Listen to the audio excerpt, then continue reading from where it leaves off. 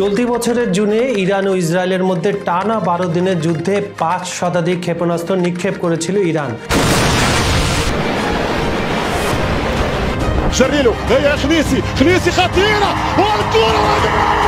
এসব হামলায় ইসরায়েলের তেল শোধনাগার, বিদ্যুৎ কেন্দ্র, গবেষণা প্রতিষ্ঠান সহ গুরুত্বপূর্ণ অবকাঠামোতে ব্যাপক ক্ষতি হয় বলে সে সময় দাবি করে তেহরান।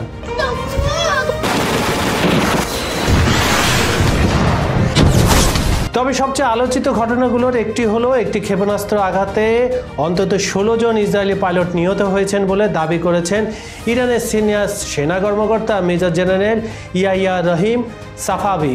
চলতি সপ্তাহে সরকারের একটি অনুষ্ঠানে তিনি এ দাবি করেন।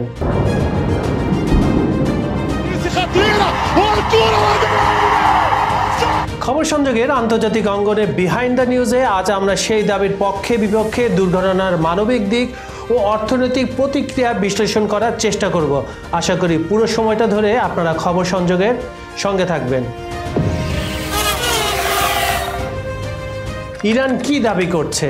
আপনাদের নিশ্চয়ই মনে আছে, চলতি বছরের জুনে ইসরায়েলের সঙ্গে ইরানের 12 দিনের সংঘর্ষে ইরান থেকে 500 ক্ষেপণাস্ত্র নিক্ষেপের দাবি করা হয়।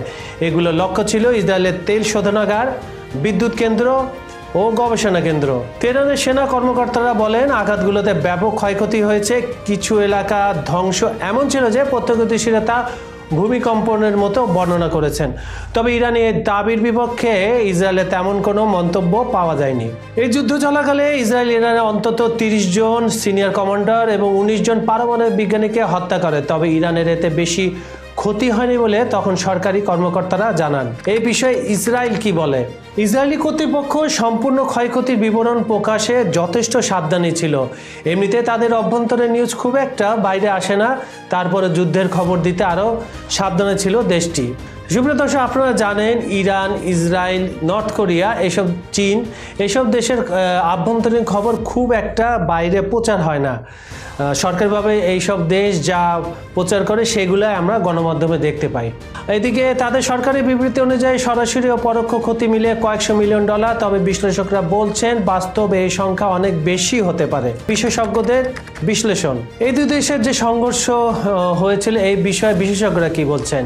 দুই দেশের বিধ্বংসী হামলায় উভয় পক্ষের ব্যাপক ক্ষতি হয়েছে বলে বিশেষজ্ঞরা জানায়। তাদের অনুমানিক হিসাব অনুযায়ী ইরানের 2400 থেকে 3500 কোটি ডলার পর্যন্ত ক্ষতি হতে পারে।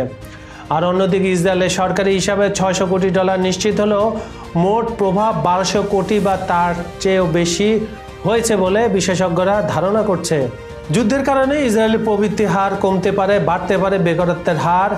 রোহাবার্টের ওয়াইজম্যান ইনস্টিটিউট এবং হাইফার বাজান তেল শোধনাগারে ইরানি হামলায় উল্লেখযোগ্য ধ্বংসের কারণ হলেও ক্ষয়ক্ষতির নির্দিষ্ট পরিমাণ প্রকাশ করা হয়নি। যুদ্ধের কৌশলগত উদ্দেশ্য, ইরান যদি সত্যি এমন ব্যাপক গোলাবারুদ ব্যবহার করে থাকে তাহলে এটি তাদের সক্ষমতার প্রদর্শন বলে ভেবে নিচ্ছেন সবাই।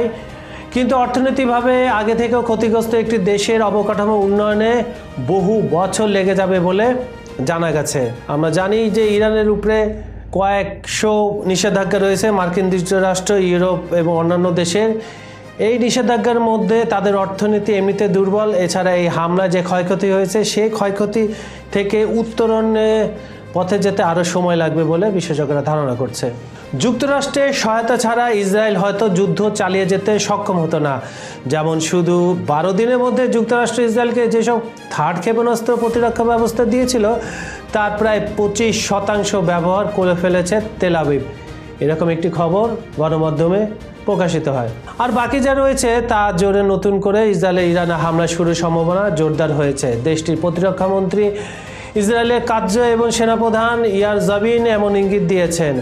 জামির বলেছেন জুনের যুদ্ধ ছিল প্রথম ধাপ, আর এখন ইসরায়েল সংঘাতের নতুন অধ্যায়ে প্রবেশ করেছে। এদিকে ইরান পুনরায় ইউরেনিয়াম সমুদ্রীকরণ শুরু করুক বা না করুক, ইসরায়েল দৃঢ়প্রতিজ্ঞ যে তারা ইরানকে ক্ষেপণাস্ত্র ভান্ডার পুনরায় গড়ে তোলা, আকাশ প্রতিরক্ষা পুনর্গঠন বা উন্নত ব্যবস্থা মোতায়েনের সময় দেবে না। তার মানে টানটান উত্তেজনা আছে, যে কোনো দেশ যে কোনো দেশের উপরে যে কোনো মুহূর্তে আবার হামলা চালাতে পারে। এই যুক্তি ইসরায়েলের তথাকথিত ঘাস কাটা কৌশলের মূলনীতি। এই কৌশলে প্রতিপক্ষকে বারবার ও আগে ভাগে আঘাত করা হয় যাতে তারা এমন সামরিক সক্ষমতা তৈরি করতে না পারে যা ইসরায়েলের আধিপত্যকে চ্যালেঞ্জ জানাতে পারে। তাই ইসরায়েল এই পন্থা অবলম্বন করেছে। মানবিক ও সামাজিক প্রভাব, জবাবদিহিতার বাইরে থাকা সবচেয়ে বড় ক্ষতির মুখে ব্যক্তিগত জীবনে ক্ষোভ ও নিঃসঙ্গতা। ইরানের রাজধানী সহ বড় শহর থেকে প্রায় 70 লাখ মানুষ যুদ্ধের সময় চলে যেতে বাধ্য হয়, যা সামাজিক স্থিতিশীলতার দীর্ঘমেয়াদী দাগ ফেলতে পারে। এখানে একটি গুরুত্বপূর্ণ বিষয় রয়েছে, যা হচ্ছে মেজর জেনারেল রাহিম সাফাভির দাবি অনুযায়ী 16 পাইলট নিহত হয়েছে, তবে এই সংখ্যা আনুষ্ঠানিকভাবে ইসরায়েল কোনো বিবৃতি দেয়নি। যুদ্ধ পরবর্তী সময়কাল অর্থনৈতিক পুনর্গঠনে, সামাজিক সংহতি পুনঃস্থাপনের এবং আন্তর্জাতিক কূটনীতির একটা পরীক্ষা। ইরান ও ইসরায়েলের মধ্যে যে ক্ষতি প্রভাবটি তৈরি হয়েছে তা শুধু সরাসরি অবকাঠামোর উপর নয়, নিরাপত্তা, অর্থনীতি এবং জনগণের মানসিকতাও গভীর স্থান রাখবে। জুনের 12 দিনের সংঘর্ষ এর পরিণতি, দাবি ও বাস্তবতার মধ্যে ব্যবধান থাকা সত্ত্বেও ক্ষতিগ্রস্ত মানুষের কষ্ট, এটাই হচ্ছে বাস্তবতা। সুপ্রিয় দর্শক, খবর সংযোগের বিহাইন্ড দ্য সিনে আমাদের এই আজকের পর্বটি আপনাদের কেমন লেগেছে আমাদের কমেন্টে জানাবেন। আমাদের ভিডিওগুলো লাইক, কমেন্ট ও শেয়ার করবেন। আমাদের চ্যানেলটি সাবস্ক্রাইব করে রাখুন। আজ এখানে বিদায় নিচ্ছি, আগামীকাল আবার দেখা হবে। ধন্যবাদ সবাইকে।